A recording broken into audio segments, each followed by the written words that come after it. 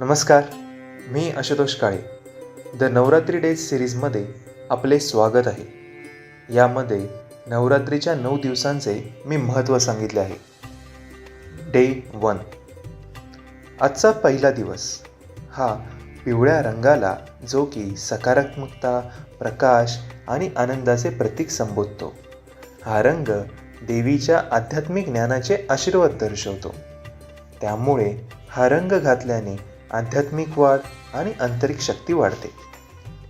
या दिवशी निसर्गाचे सामर्थ्य आणि पवित्रता यांचे प्रतीक म्हणून शैलपुत्री देवीची पूजा करतात. कलश स्थापना हे नवीन सुरुवातीचे प्रतिनिधित्व करतो.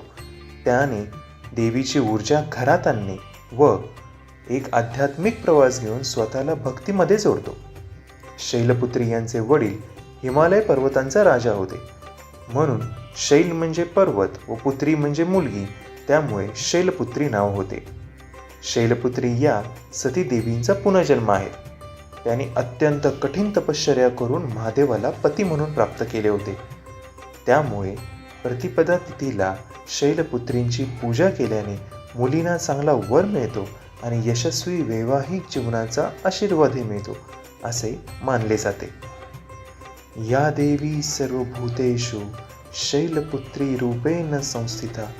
नमस्तस्यै नमस्तस्यै नमस्तस्यै नमो नमः.